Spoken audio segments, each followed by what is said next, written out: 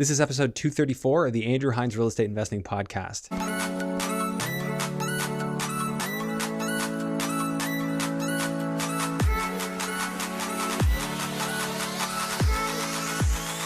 This episode is brought to you by Control and Compound Financial. They teach real estate investors how to multiply their wealth using infinite banking strategies. For a complimentary wealth coaching session or to learn more, visit www.controlandcompound.com/Andrew Hines. Welcome back to the show. Today I have Jessica Narula on the show, and Jessica was somebody who actually I met through ProFunds. So she joined the mortgage brokerage working under my mother-in-law, Carmen, and she was just inspired. She heard Carmen on the podcast, and wouldn't you know it, ended up working for her, having her as a mentor, and has gone on to do quite a bit of acquisition in the Cornwall area. She's talked about actually scaling down her portfolio now and redeploying some of those assets in potentially Mexico. So she's analyzing deals down there. One of the big focuses of this episode was on mindset and goal setting. So you've probably heard people talk about finding your why and getting really serious about what it is that drives you. And this is one of those things that I feel like a lot of people go on the surface with. They'll think about, I want more time, or I want to have my dream home because that's just the thing that you do. That's very surface level, but if you can dig in deeper and you can dig in deep enough, you can find that emotional response where it actually forces you to jump out of bed in the morning. You're so excited that you're going to get to move towards that why. And I think that's something that we could all focus on a little bit more and remind ourselves a little bit more, even if we've done the exercise of finding your why or the 7 stages of why, to go back and revisit that and get clear on that and refine that, I think is a really important exercise and one of the takeaways from this episode. So I want to remind you that if you're new to the podcast or if you're new to real estate investing, it's not a bad idea to go back to the first 10 episodes where we really dug into the fundamentals. Also, if you want to dig into current deals that Jake, my brother-in-law, and I analyze on a weekly basis, I highly recommend you check out our sister channel, REI Hot Seat, on YouTube, where we'll do regular breakdowns of on and off market deals that are currently available and talk about how we would make them work, because it's an interesting market out there, and it takes an interesting approach to make some of these deals work. So with that said, let's go ahead and jump into episode 234 with Jessica Narula. Hello and welcome to the Andrew Hines Real Estate Investing Podcast. I have Jessica Narula here with me. She came to one of the meetups and now she's on the podcast. So that's how it goes. Thanks for doing this. Thank you so much for asking. Yeah, but I've used to work for ProFunds, so Carmen. Yeah. So we've kind of we've got the mutual connection. Yeah, that was a few years ago, right? As lockdowns were starting, you started doing mortgages under ProFunds. So that was sort of the initial connection. Yeah, I actually heard Carmen on the podcast, and I reached out to Carmen on Instagram. I was like, because I don't see a lot of women doing what she does in general. Yeah. She's a powerhouse. So she is. I was like, I just wanted to say thank you. And it was great learning from her, because she was talking about her crazy building she did a full BRRRR on. Mm-hmm. So I just met her and she's like, thank you so much. You should come join the team. And it was just the most easy transition. And I was there for 2 years. I only transitioned into a different one early this year. So it was great working with her for sure. Yeah, Carmen's very inspiring. She's done so much, and it's hard to even fathom.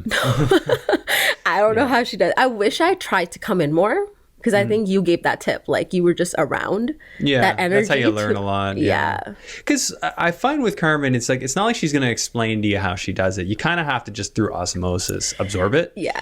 Because she's got, for anyone who doesn't know Carmen, she's been on the podcast many times. I recommend listening to every episode. Carmen Campanero. She's my mother-in-law, and it originally inspired me to pull the trigger on real estate, because I started dating her daughter before I had ever invested in anything. Right. And that was the genesis of it. So but it's hard to imagine having so many different things on the go, but I start to understand it better as I build my team. If you have really good people, you can kind of entrust certain things to them, and then you have oversight. And I think that's what Carmen's mastered, is she has a great team, a huge team. I mean, if you look at that whole office, there's probably 100 employees between everything. And there's so many different Yeah. You know, there's the mortgage section, there's the REIT section. There's so much. Yeah, they got their equity funds, their REIT, their mortgages, their construction and development team, and different floors of the building. We're in one of the buildings. So the building next door, we have office space we rent next door. Yeah. So yes, now we've explained the connection. Yes. So everything kind of, it's a tight-knit community. They're a real estate community. And I love the community around this podcast. It's great. You know, people come out to the meetups and, you know, every month, by the way, guys, so just make sure you're coming out. Facebook group. There's a Facebook group. Make sure you RSVP. But anyway, so Jessica, give me the rundown of what you do in real estate as an investor. So I started about 2 years ago. I bought my first property in 2020 and COVID hit. So that was like, I hadn't closed on the property, I had finalized it, and then COVID hit and everything was like, the first year, everything was kind of going insane because no one had no idea what to do. Yeah. So I was like, I'm in this firm deal and I don't know what to do. So anyways, it worked out. I was working with a very investor-focused realtor. I mean, the deal didn't pan out the way I expected. So we ended up flipping that within like a 8-month period. It was in St. Catharines. Was it profitable? It was profitable. Well, that's good. But like flip was profitable. If keeping it, we were good. It gets tough. Yeah. But you were in the early part of that craziness where it was still possible to, because values were going up, right? They were going up insanely, which everyone was kind of like, when are they going to stop going up? Yeah. And no, honestly, it was like the last 2 years were like insane. But the interesting thing was this property was a corner lot and it was great from the pictures and stuff. But who we had bought it for had flipped it themselves. So their renovation work was. So you bought a flip to then flip? I didn't mean to flip. I actually meant to buy it as a rental. You're just going to rent it turnkey? Yeah. But the way they did the renovations, to fix the renovations, it would have been like double the amount. So we just waited for the hopes and prayers of the market, which it helped, and and it was rented. And my first tenant I learned a lot of lessons. I think you've mentioned it. I've learned a lot of lessons in the last 2 years I've been doing real estate. Every lesson a realtor, not every lesson maybe, but those tough decisions you probably had to make with tenants and things like that, pretty much done all of them. Yeah. So I had like a crackhead tenant that the person I bought it from, the property management put them in. First time learned my lesson. The property management, do not trust. You got to manage the manager. You do. That's the asset management job. Yes. Yeah. So learned that lesson. We had to literally clean out like needles out of the garage. Me and my brother did that. So it was insane. Yeah. But then after that, we sold that one. Then I had a business partner I actually met through meetups. We did about 4 flips together in the last 2 years. We bought a lot of wholesale from like Bliss and different, all of them were profitable. We were doing like 100%. So we had the private lending aspect, which I definitely learned from Carmen, just working around that, even like meetups and stuff. And then we had another investor who used to give money to us on promissory notes. Yeah. So we did that 100%. And then eventually, like for the headaches, it just stopped making sense. Like we used to always make profit, but it was like we accumulated enough, and then we both kind of on good terms like parted ways, and we started buying rentals. So how long were you doing the flips for? For about 2 years. And was it like how many were you doing at a time? No, we were just doing one at a time, but they were like 6 months. So you got 4 done in the 2 years? Yeah. Okay. Yeah. Nice. And then I bought my first rental in Cornwall. It was a duplex for like $220. Nice. Yeah, and it was off market. That one was like my angel property. Like just that helped me like realize the potential Cornwall has. Then I bought a 5-plex there, then 2 more townhouses in the last year and a half. Okay. And then I just end of last year, I bought a property in Brampton. So that's quite the jump. I know. That's probably closer to where you live, right? And also we just got a good off-market deal. It was when the market was really shitty and dropping. Okay. So it was just one of those things, you'll never see that price point again. It was a bit of a speculation game for sure compared to the cash flow game. But I bought that as like, my parents are there. It was like a secondary kind of retirement thing for them. And I'm trying to get my parents to like quit their 9-to-5s and like kind of get involved here. Really? So my dad, like loves taking care of the little renovation, the management. And he actually like even for Cornwall helped me out and like. So he'll do some renos? Like he'll at least like keep the contractors in check because he knows what he's looking for. Nice. Right? So he has a background in that? Yeah. So my mom works at Home Depot and my dad works at Home Hardware. So my mom is a kitchen designer. That's hilarious. I know. And then she was a kitchen designer back in India. So I came when I was 14. All right. Yeah. So I wasn't born here. So no one in my family is doing real estate. So I kind of like had to like, it was just one of those swimming through and figuring out what to do kind of next. So the meetups and like being surrounded by the people really helped. Yeah, I was going to say, like, you obviously learned a lot of strategies. You have a pretty full toolkit. Yeah. And how did that all come together for you?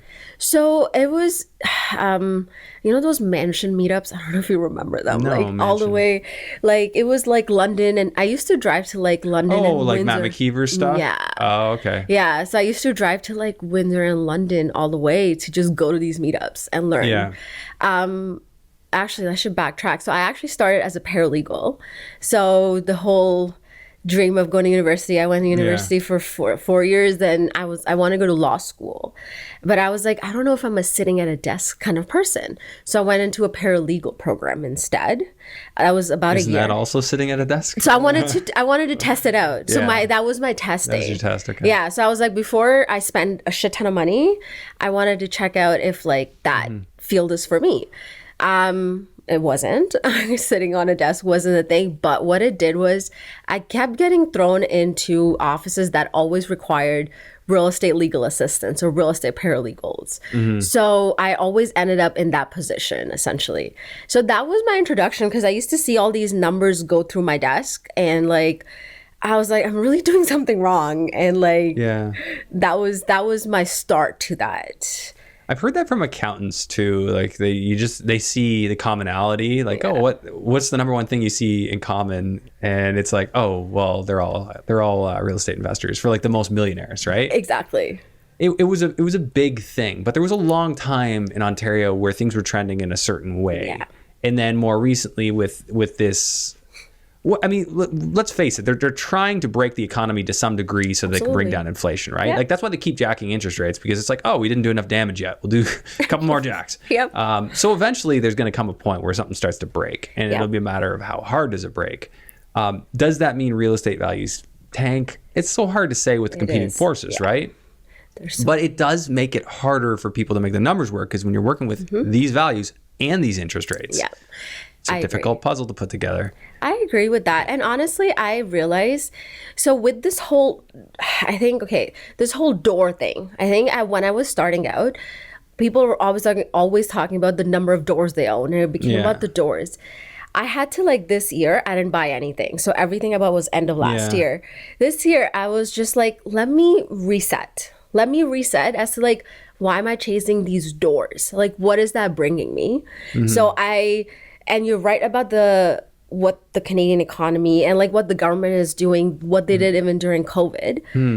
They created this problem, right? They truly did. And as much as it sucks, they really have to suck it out and like stick out this whole inflation thing. They can't drop the rates too soon for it to actually work.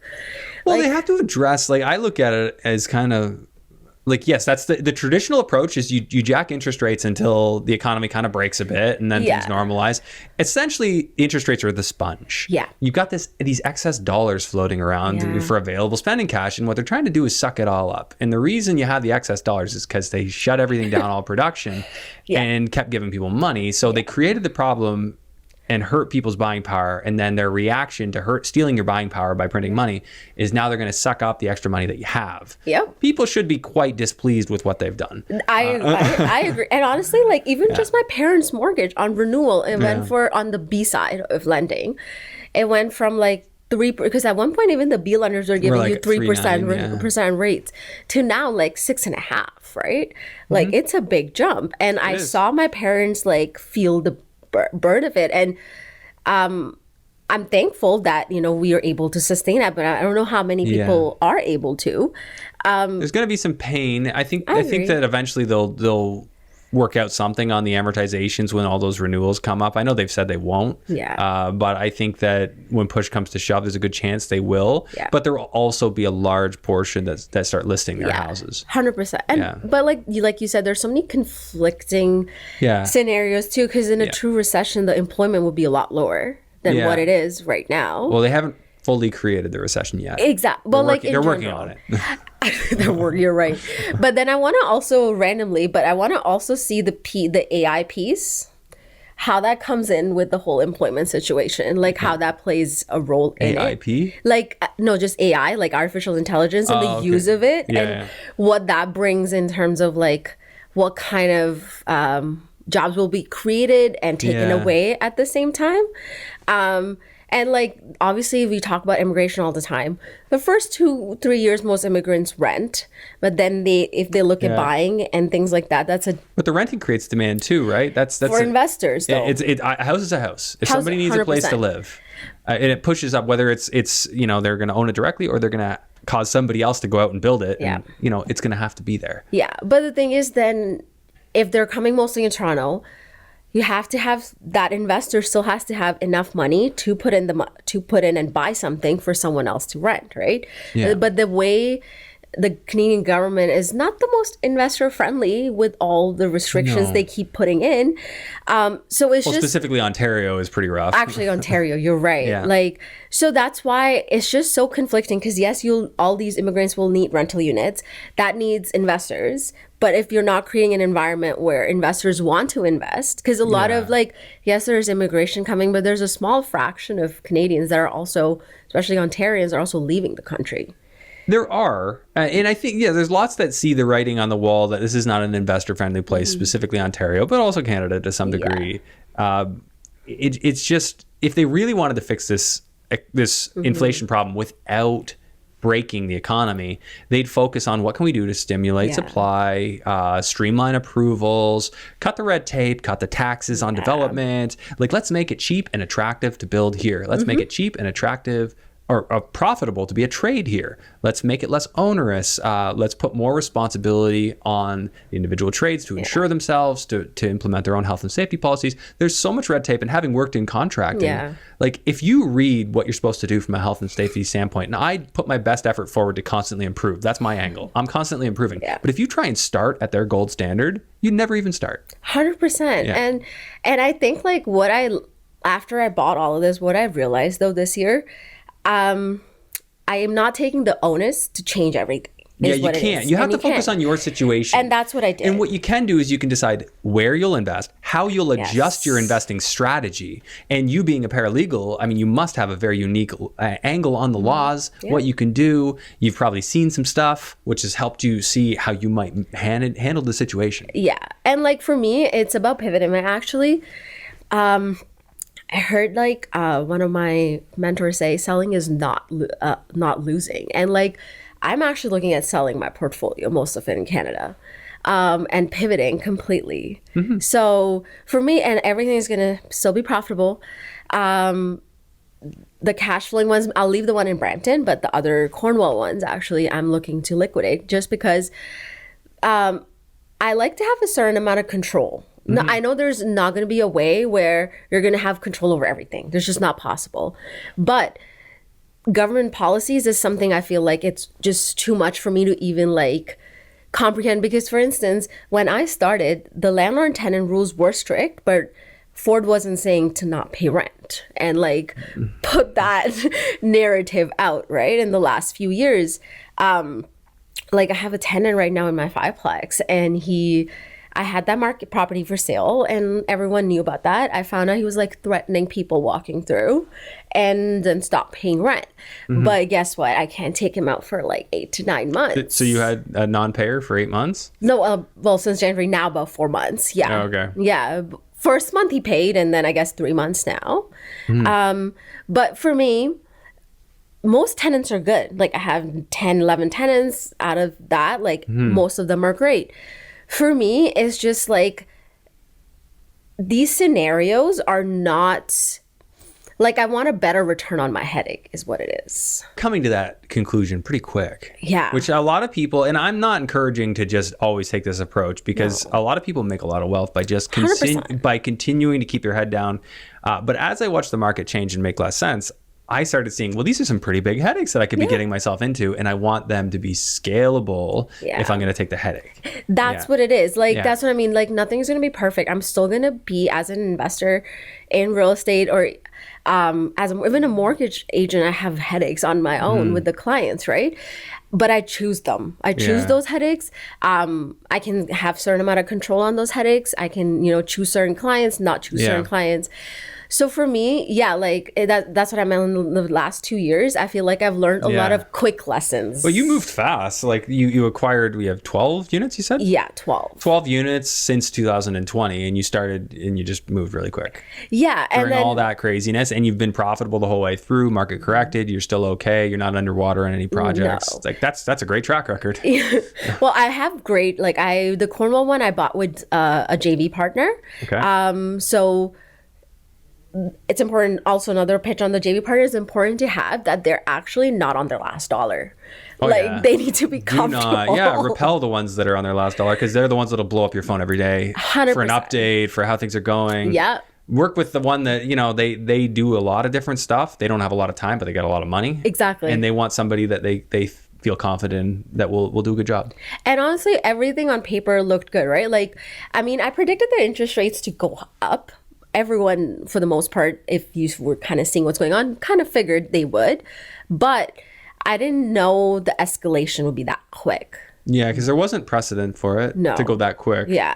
But I just didn't think that they had the kahunas to break people that way, because I knew what the fallout would be if they did. And I just thought, I think they're just going to become accustomed to the inflation. We'll just have to accept it. 100%. Because eventually that inflation plays out if they stop spending. Eventually the effect will just play out. It will. Yeah, 100%. But if they keep spending and doing stupid deficits and all that, then it won't play out. It'll keep going. It will. And that's why I'm like, I truly, honestly, as much as I tried to comprehend what the Canadian government was doing in the last few years, that'll give you a headache. Yeah. Trying to make sense of, are they following a logical, thought process? No, they are not. No, and I'm not saying that the rest of the world's government is perfect in any way. Yeah. I just feel like there's certain things that just make more sense. Yeah. I think that there's a lot of insanity south of the border too. I agree. But they're a lot further behind in the progress of insanity. I think Canada's made some huge strides forward. And as much as my family's here and I love it here, and we're doing everything that we can to continue to call this home, we also want to have a very good contingency plan. 100%. Yeah. And that's why I'm with a brokerage right now, my mortgage brokerage. They actually... similar mindset. They have a global vision, but they also have a brick and mortar brokerage in Florida. Oh, really? So they help Canadians fund deals in 12 states. They're licensed down there. Cool. And they have a full concierge service. So from lawyers to title insurance to whatever you will need. So can you arrange Florida deals from here? Yeah. Really? Oh, so you just have a partner that works down there that has a license down there? So essentially, exactly. But the thing is, it's the same company. So the CEOs are the same. And then they brought on people who are locally licensed into the company. So Spark Financial, there's Spark Financial Ontario here. And then there's Spark Florida. So you can get your, visa to go down there as a... I don't know about that because I still work on commission basis. Yeah, because you're not an employee. Yeah. I could really dig into that if I really There's wanted to. There's probably an angle. Yeah. But what I can do is send in the referral sources without losing clients on the Canadian side, right? So I'm actually also studying for my real estate license here. Okay. There's a reason for that, for sure. So why get your real estate license? Okay. So I realized really quickly, I love the mortgage side for sure, but there are certain things in Ontario that still make sense for investors. They just are, in my perspective, not on the long-term residency side, tenancy side of things. So if you're buying long-term rentals and Airbnb stuff, they still have a lot of bylaws. So maybe not, but I really wanted to dig into the commercial side of things here and see if there's any opportunities for investors when it comes to different commercial, not multifamily, like residential still. You're talking about mixed use? Yeah, mixed or no residential whatsoever. None, like So nowhere. industrial, commercial. Yes. Okay. So wherever the landlord-tenant board law doesn't apply, essentially. Yeah. Yeah, like that's the criteria. I've taken that angle with hospitality stuff. Yeah. Yeah, it's definitely a way to get around some of that stuff. If I want to like still invest here, I want to find a way, and I find the commercial aspect is very like even more tight knit in Ontario. Like there's only few people who have access and connections to the deals that make sense, or most of the stuff off market anyways goes like, you know, it's not listed a lot of times when it comes to like land or commercial and things like that. So I wanted to get my license and get aligned with the right like community on that side of things. So after I had my license, I'm pretty like, even as a mortgage agent, when I got licensed, I was very focused on niched on investors. I've probably done one first time home buyer deal in my entire thing. Yeah. Right. But now too, like once I get my real estate license, I know I'm going to niche down on the commercial side and kind of dig into that. We should talk to Jake. He's Mr. Commercial. Absolutely. Yeah. And I also, I dance as well. Like I've been dancing since I was a kid. I still do hip hop. So I have a whole community of artists that I always am around and work with. And they're so used to living paycheck to paycheck. So part of me getting my real estate license is also finding opportunities where I know they're not going to buy commercial properties, but I'm just like, what can I find that is maybe I can create a fund for, or something that they can kind of put in their money and find, like teach them basic ways to start investing, and they don't have to create it like a business like I have, but find ways for them to like start investing into different things and getting, you know, more financially literate in certain ways. Just because like in COVID too, I saw them like struggle so much. Like they had no gigs, they weren't teaching or anything like that, right? They were really hurting, living with their parents, obviously. Or even when they were renting, they were just working these side jobs and stuff. Yeah. That's the hard thing with the people trying to make it in music or arts or whatever. And you know, we had aspirations, you know, on an originals band. I wanted to, but it was just like, it became impractical. People have kids, you get paid almost nothing to play out live. And, you know, you're not even covering your expenses. Exactly. So you know, most people just let it go and move on. You know what? And that's right. But I want to find a way where they don't have to maybe let it go. Well, I've always thought, you know, you supplement, you do that professional gig, and then you have your music or your arts on the side, and hopefully one day you can monetize the music arts. Exactly. And the thing is, I feel like as humans, we're multidimensional beings. We're not one thing. We just physically can be one thing. Like you can't be just Andrew Hines, the real estate investor. You're a husband, you're a father, you're a musician, even if you don't play anymore or you sing anymore, right? So for me, I still do, just, you know, exactly. not usually in front of people. Maybe my son. But that's what I mean. Like you still have other sides to you, and I feel like in society we're expected to, especially on social media, expected to portray one thing, and I don't think that's authentic to anyone, to be honest. So I was kind of like, I used to never post about my dance or anything else, because I used to feel like if someone thought I was going to a dance class for 3 to 4 hours in a week, I was not good at real estate. Like just that logic, like, you know, kicked in. But I was like, that makes no sense, like in general. But so that's why I'm just like, the point is, I wanted to create, even now I've started to do that with my social media, create like an authentic version of me, not for anyone else, but just for me, instead of like always hiding behind like one image. Well, you shouldn't. And I may be guilty of doing too much, just exactly who I am.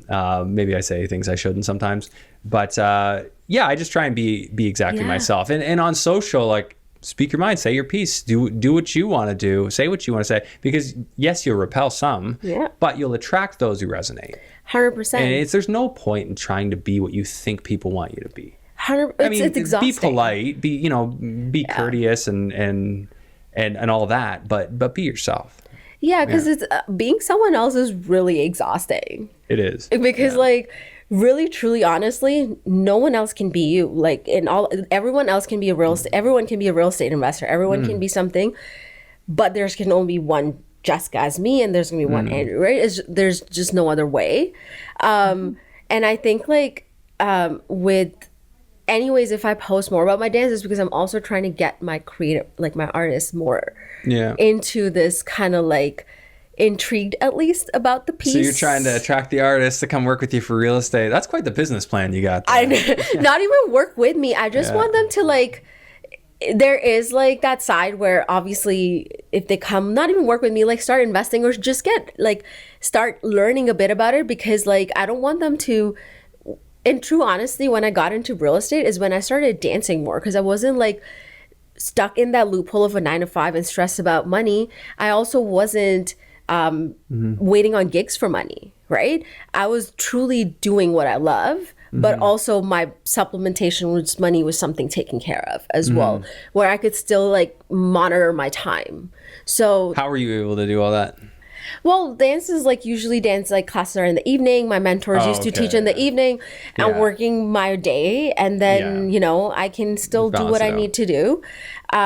Plus, like I'm making my own schedule. If I have like, for the most part, I'm not working in a 9 to 5, right? And then, as an entrepreneur, you definitely work more than you should, but like, or more than the 9 to 5, I guess. Yep. Yeah, well, I mean, there aren't structured hours. It's tough to be an entrepreneur in that regard, and you gotta build a team. No matter what you're doing, if things bother you, you procrastinate. You gotta hire those things or build systems around them. I learned that too. Do you have an assistant in your mortgage business? I do. Well, right now with the Spark, I have a full underwriting team. So they just work with you. You go out, do the lead gen, and exactly. Okay. That's why I wanted, like, that's how I wanted it right now. Yeah, that's what works best for me. Yeah, like doing that business, I got a little burned out because it's if you get into the weeds of that, like eventually you won't enjoy it. Dealing with the people I always love. So I just did it wrong. I had some personal growth to do, as we all do, and I started learning some lessons, and it really took my son to just cause me to just fire myself from everything. Yeah, and that will do that. Yeah, so yeah, he came around at just the right time to make me do that. So glad I did. Honestly, it helps though. Like I'm sure your son probably got you to take a step back and be like, okay, priorities, right? Well, there was just no time. Like there was no way I could have kept doing the podcast. Having the level of involvement I did without my full-time video editor. Because I had an editor, but I was still involved in the process. Right, okay. And then my assistant and then now I have an ops manager in my construction company. Like those people just like bought my life back. Yeah, that makes a big difference. And that's why like I joined Spark too, like because of the underwriting team. Because you got to have quality of life as an entrepreneur. You can very quickly go from, because we don't learn how to be entrepreneurs in school. Yep. You can very quickly go from, you a structured 9 to 5, or I've had, better employment situations and worse. But you go from a structured situation to an unstructured situation where you can work all day and all night if you want. Yeah. You can not sleep. You can sleep, you not make money. You can procrastinate and not make money. No one's going to come in and tell you, hey, you should be doing this right now. Yeah. So it's up to you to be very clear on what it is you're trying to do, why you're doing that, 100%. And then hold yourself accountable. And that is not easy. No, and that's why like this year, in the beginning of the year, I did this thing called a life book. So what a life book is, it has 12 categories of your life. Yeah, I've heard of that. Did you buy the program or you just got the template? No, I actually bought the program. So I'm a little obsessed with the whole mindset piece. That's huge. Yeah. And I joined Mind Valley. I'm done like so many courses and quests on it. I've gone on retreats and like all of that. So I did the life book. I actually very consistently did that every week. You have to spend a few hours on it, on each category. Because I was like you said, yes, this growth is great. On picture, it sounds great. Yeah, I did number of doors, all of this, right? I was stressed out of my mind. Yeah. Like, because I did it on my own. I didn't have help. Like, I wasn't it just happened so quickly that I didn't get a chance to like take it in and like put in systems and things like that, right? So I feel like when I started, everyone used to talk about this, just go do the deal. Like it was a very aggressive, very, like that was the tone when I started. Like just go out there, get started. Yeah. Yes. And there's value in that, but you create problems doing that. You learn from those problems. Yes. But I think mindset's so important in so many ways. Like there's very tangible ways mindset's important. And then there's the intangible ways where it's like law of attraction. Yeah. Is it that you're attracting it, or is it that you're aware of the opportunities when they come? Like if you're constantly thinking opportunity, or growth, and your mind's thinking about that, all of a sudden your subconscious mind just starts looking for ways to get you to what you said you wanted to do. 100%. And then maybe that's going to be an entirely different strategy to getting there than you thought, but you're open to it. And honestly, that was the whole part, because there's a part of surrender to it as well, where you just kind of like take a second and you allow, like, because I feel like we're part of such a hustle culture. Like we're always chasing the next shiny object. Yeah, sure. Yeah. You know what I mean? Like not us, but like in general, that's society where in general does not spend a lot of time to pause and reflect. No. And we saw that very big time with the lockdowns. As soon as that started, I had a wake up call that people don't pause and reflect. No, 100%. And like there's this there's like these Japanese concepts, like there's a kensho and satori. So what it is, it's like moments that help you learn. So kensho is like those tough times. Satori is like things that they're experiences that you haven't, but you learn from without like going through the hardship. Okay. Yeah. Right? So most people feel like they feel like they had to like go through these hardships continuously to like learn. Which is to a certain extent, you automatically... That's kind of been my life to this point. Yeah. And I feel like, but you know what though? Like life will throw curveballs at you regardless if you want it or not, right? Like a couple of weeks ago, I got into an accident randomly. And you know what though? It was what I was like, if you look at the condition of my car, you'd be like, what the heck?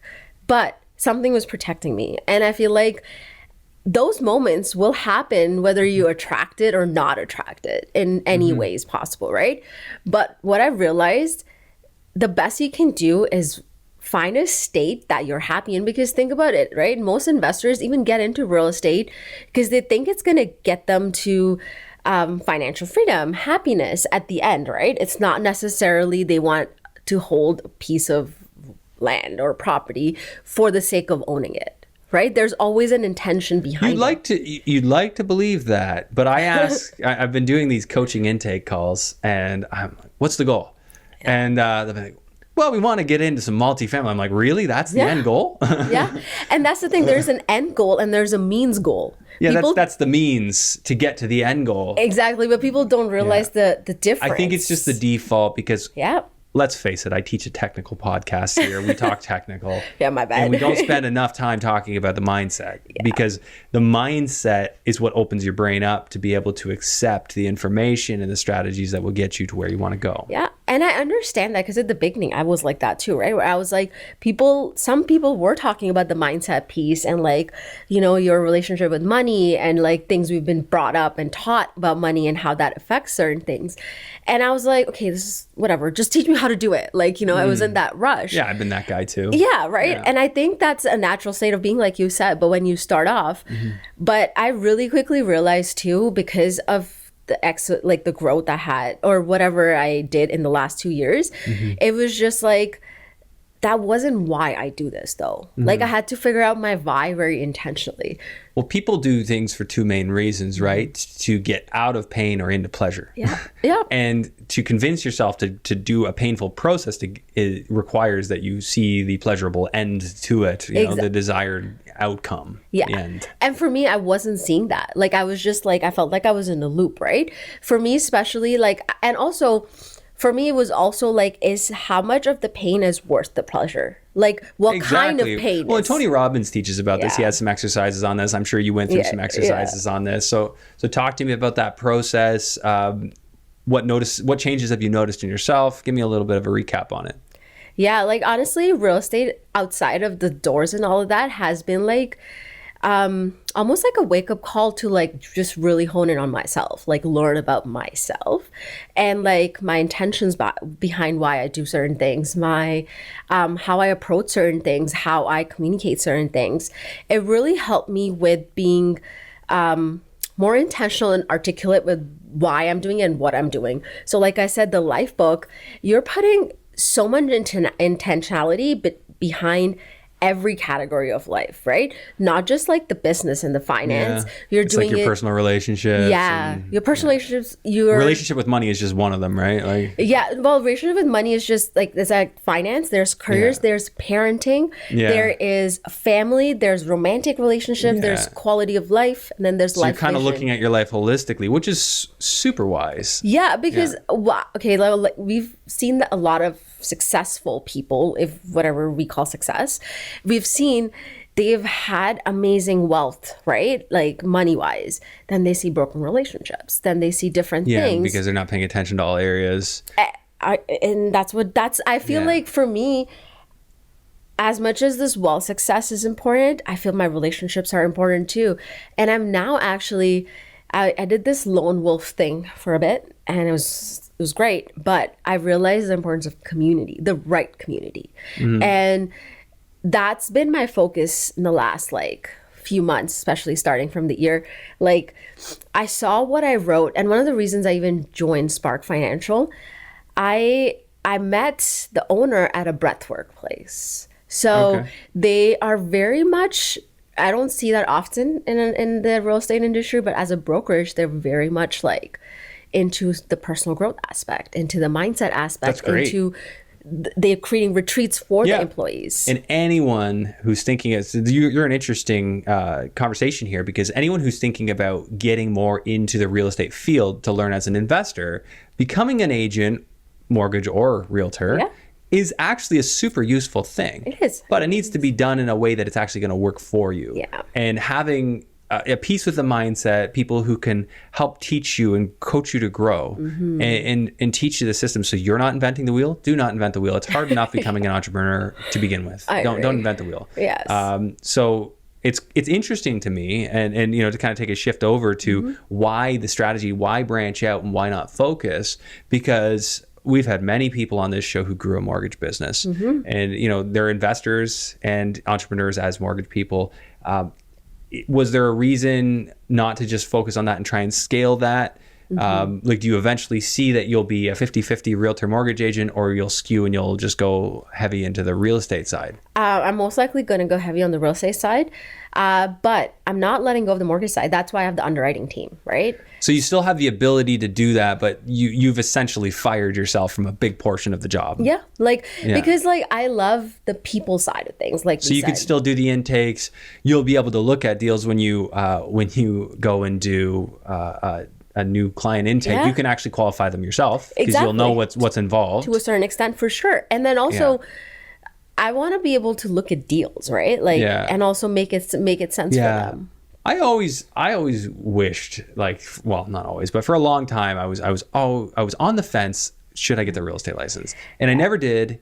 And in a way, I'm kind of glad I didn't, because I think that there's ways of doing it without doing it. I agree. But I think it's so super useful. And for a lot of people, it is the thing that makes sense. It's just, it is an expensive process at first. And then it's an expensive thing to keep going. 100%. So you need to be productive. I agree. And I think it's also like activate my active income with the mortgage side too, right? So I'm establishing, you know how we talk about like this whole ideal 7 sources of income? Like, no, we talk about like there's this like all millionaires. General idea. Yeah. So I'm not saying you need to have 7 sources, but I'm staying within what I know, which is real estate. Multiple streams is big. Yeah, within real estate. I'm still investing. So I looked at some real estate down in Tulum. I'm looking at some stuff in Joshua Tree and stuff down there in US. But I'm still doing real estate as the whole. You're in the niche, yeah. I'm in my niche. I'm just finding different ways to like insert more cash flow. Yeah, multiple streams are big, and I've been thinking about this in my life a lot lately. Like, I have my general contracting company. I have my real estate new builds in Florida. I have my active businesses here, which, I mean, they're more, I pay them and work hard, and we'll see profitability down the road kind of thing. I'm adding in coaching. I have sponsorship for the podcast. There's a lot of different things. And I think it's wise for anybody, especially being self-employed, have multiple streams. That's what it is. And yours are very closely related and sometimes the same clients. Yeah. But it could still work for you really well. It is. And again, like, it's all hypothetical right now, right? Like, I'm still in the process of doing it. And maybe in like a year or two, I'll update you on how that's going. But in my head, like I feel more clear than I ever have before.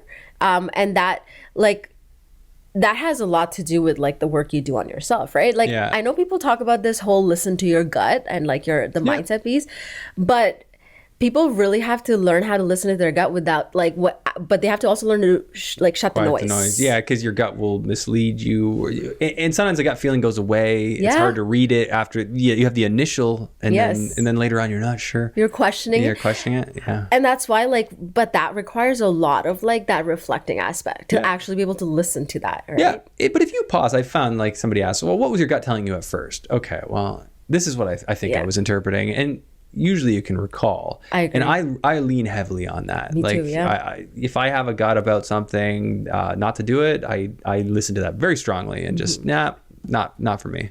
Yeah, I and you know what though, in the beginning I fought that gut because I was like, like you get into like logically it makes sense, like I should be doing this, but then I really had to like be like, okay, no. And I'm seeing the pattern now when I make decisions of like, no matter how much someone is rushing me and I was like, something doesn't feel right. When I make that decision of when it does feel right, it always works out better. And like, I've seen that pattern. But what I mean is because of the rush we live in, we can't always take that second even to listen to our first instinct, So that was the part of me that was like, take a second. You have all of this, but like, take a second and like, why are you doing this? Like first thing, and pivot because there's something there. Sure, it's cash flowing, sure. But the thing with Ontario is I find, even if you go into smaller towns, sure, it's cash flowing, right? One bad tenant, one big piece of renovations. Like you can't, how much is it going to cash flow? That profit at some point might disappear into that, right? So I was just like, sure, but like something is not making sense. And I'm like, so that's when I'm like, okay, so I started looking into, I went to Tulum on like vacation, but I ended up looking at real estate for like 3 days out of the 7. And I find like there's so much opportunity there for sure. And also not just opportunity, but like what kind of energy you want to live around, what kind of, not even live around, but like what kind of place you want to invest in. Would I see myself, my family living there at some point? Sure.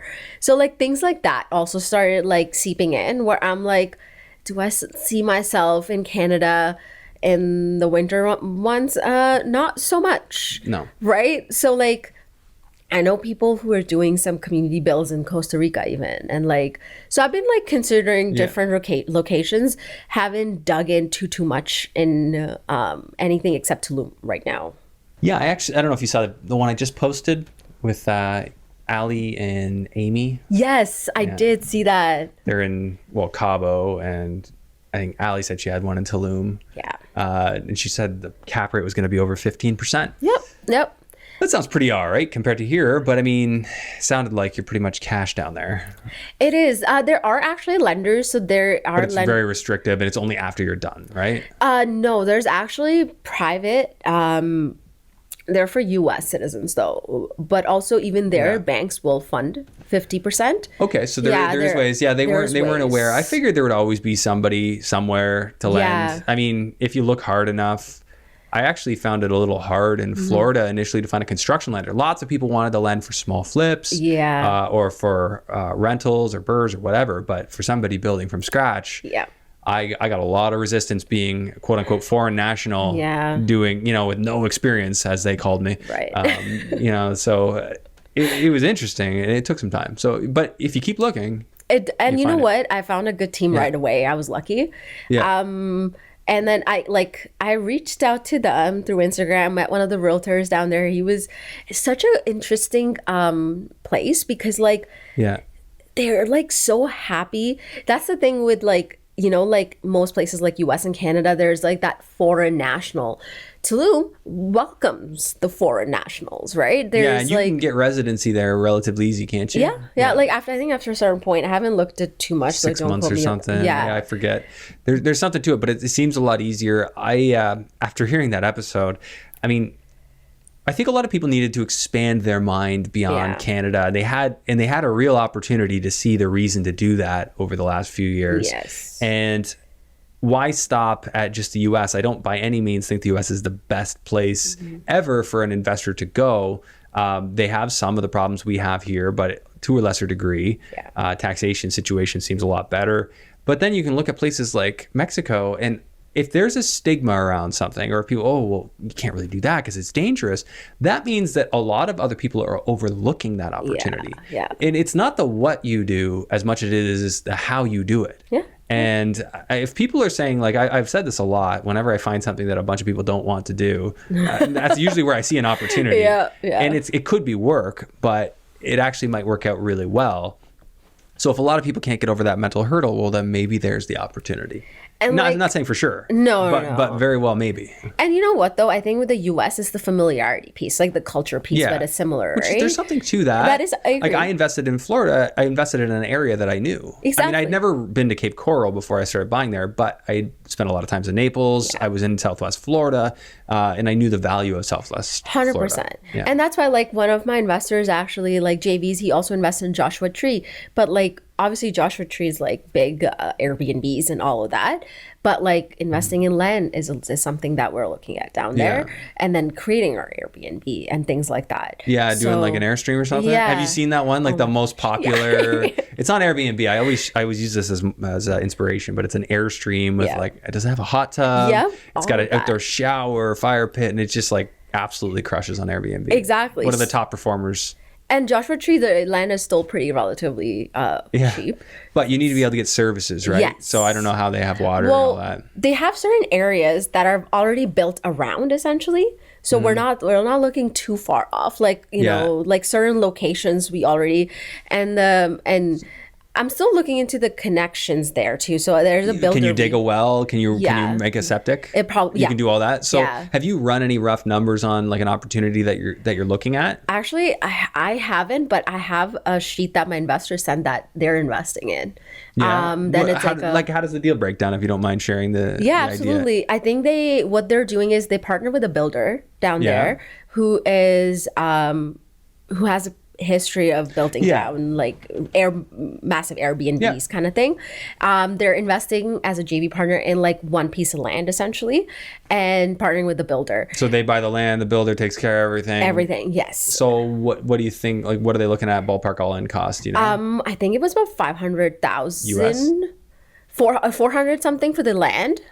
Okay. Yeah, and then I think I know the end cap rate was like 13 or 14%. 13 or 14 as an Airbnb. Yeah. And this is in Joshua Tree. The Joshua Tree. So 13-14% cap rate on the end value, but we're talking you could be in for almost $1 million US. Yeah. Oh, okay, so you're renting out for big numbers, like 300,000 a year or something like that. Yeah, like I'll show you. I actually have the sheet, but I'll pull it up after. But I'll show you what that looks like, because don't even quote me on that stuff right now. Yeah, well, I mean, when I was talking to Amy and Ali, we did talk about it was like a 6.5 cap in Arizona. Nothing like crazy. That's not something I would go to Arizona for. But they're also buying I think they were buying already resale, not building from scratch. No. And that's the thing, you get paid for patience and the risk you take by waiting, right? Because a lot can happen in 12 months, especially in this economy. So people who are willing to do that do get compensated. There's a baked in profit, typically, not always. If you don't do your numbers right, there isn't. No. But there's typically a baked in profit for waiting. Yeah. Which is why I kind of like new construction, because if you believe in an area, you can do well that way. And even in Tulum, I'm actually looking at more land than I am at like already built stuff. How do you feel about contingency planning? Like I like to have that plan A, B, and C. Yeah. Plan A might be Airbnb, or maybe my plan A is a flip and a contingency of Airbnb. Yeah. Which is sort of like my Cape Coral. I don't really want to do Airbnb in there now after I've kind of looked at it. I still think it'll work, but it might be more work to make it work. Right. And but it works as a contingency plan. Yeah. But it's not my primary goal. No, I saw the numbers from what I remember when I saw the Joshua Tree numbers. It's like if you have that capital to put in, I'm pretty sure in US you can get construction financing though. Well, especially if you have the partner. So they would secure the loan. Yeah. And if I were examining that scenario, I would want to get the track record. The nice thing is if they're borrowing from a construction lender, that construction lender will only lend to them if they show a track record. And that's the builder has has the track record. Yeah, I'd want to see their credit as a partner. You're my JV partner, but I want to see your credit, and before I give this money, and we're gonna own everything on title together. I do a lot of different stuff like that to help protect my position. And you know what? That's important. Like, I'm learning that too. As much as I got really lucky with the right JV partners, I've heard horror stories. I'm especially in the U.S. Even if I get like my contact from an extremely reputable source, I am not just signing a check and handing it over. No. I did one exception, my licensed GC with the city of Cape Coral. I did give her a check to get things started. And, you're not going to get a GC to start without that. No. I could have tried to negotiate, but I knew who I was dealing with. Yeah. But generally speaking, people know me saying, don't ever give a deposit. Yeah. And I still have that mentality. I agree with that, actually. But because you can do milestones. I still, to this day, like anyone says, so just send me this deposit. I'm like, well, hang on. I'll buy the materials. We'll do milestones. Okay. And we work it out. Especially anywhere, to be honest. You're right. There's way more people in the States that are looking to take advantage and get dollar signs in their eyes when they see a Canadian that's a long way away. But there's also plenty of people here that'll take your money and make you feel bad when they steal from you. And 100%. So and you know just what? Gotta be ready for it. I've had no matter where, I have had a contractor in Cornwall. I was pretty new, right? Like in the city. And this guy came referred from another investor. But that other investor gave me a full heads up. They're like, he's just starting for me too. I don't know what the finished product kind of looks like. And I hired them. I don't know how he managed to do a flooring, which just no leveling, nothing. I had to spend another $4,000 to fix it. Yeah. So I mean, things can happen here or there, and one of those things. But it's just why it's so important to make sure that people you deal with have something to lose if they deal offside with you. If they do things that are offside, it's going to bite them. Make sure that situation exists. Yeah. And then they're more likely to play nice. Yeah. And I think people very much a lot of people that have talked on meetups and even on podcasts, they glamorize the long distance investing, I think. In terms of they make it sound a lot simpler than it actually is. Yeah. Yes. But there is a process time, right? To build a team. Yeah. You know what I mean? There is a timeline. You still got to go in to a certain extent to be able to establish that trustworthy relationships. And after a point, absolutely, you're set. Yeah, but you got to put in the time up front. You can't just be at a distance, hands off, without putting in the time up front. Yeah. That's the unfortunate, non-glamorized truth, which I still feel like there's work to be done building out my teams down there. Yeah. Just little things. I have a good GC and I have good, realtor that I work with, but adding in more handy people, I would say. Yeah. Handy people that could just pop by, a cleaner, because I haven't run an Airbnb down there yet. So I haven't needed those things. So that's still on the to-do list. And there's always going to be a to-do list is what I've realized too. So even for instance, I'm actually more intrigued on Tulum than I am at Joshua Tree right this second. And why is that? So there's more, the investment side, obviously the numbers look fantastic, but also... are you talking it's those 15% cap rates on new construction? Yeah, I'm actually looking at land down there too. So buy the land and then build on it? Yeah. And then also flip on assignment. So you can create... Just flip the land? Create the designs and everything. Create the paperwork. And would you be getting an entitlement, getting a permit and then you just sell it? Or you don't even get the permit, you just do the designs? You don't even get the permit. But you make sure it works with the zoning and then just sell it. And then the contingency is just you build Airbnb either way. Yeah.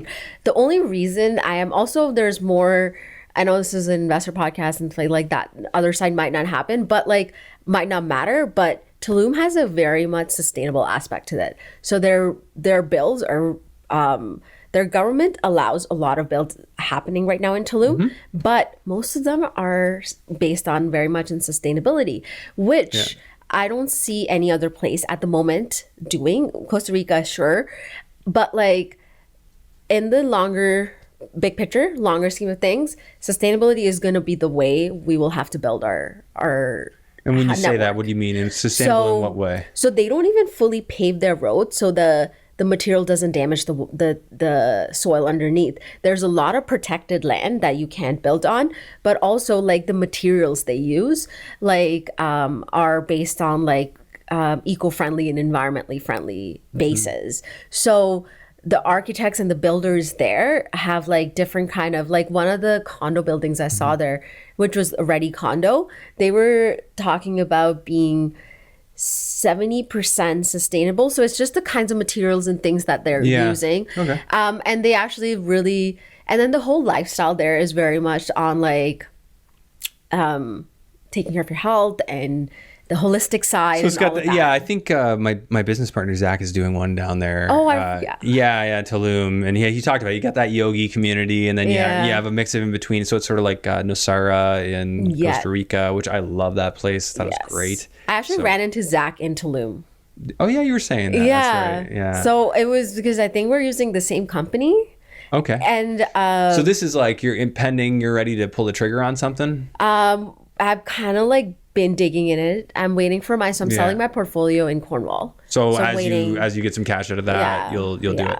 Yeah, similar model to what I did. Liquidating what I had here to send a lot of money south. I think there's so much beyond the U.S. as we've talked about. I will definitely love an update as you do some of this stuff and see just where your numbers lie. I mean, I think that could help a lot of Canadians who are just kind of fed up with the deals here not making as much sense to them. Or maybe they just want to add a complement. They just want to have something outside of Canada too, where they feel hedged. They've got stuff on both sides of the border. Yeah. And that's why I'm looking at the commercial side too, just in case they don't want to go outside. Like there's plenty that just don't want to leave Canada. So that's why I'm looking. That's fair. And there needs to be a plan for those people too. And that's why I'm like looking at all aspects and like just seeing.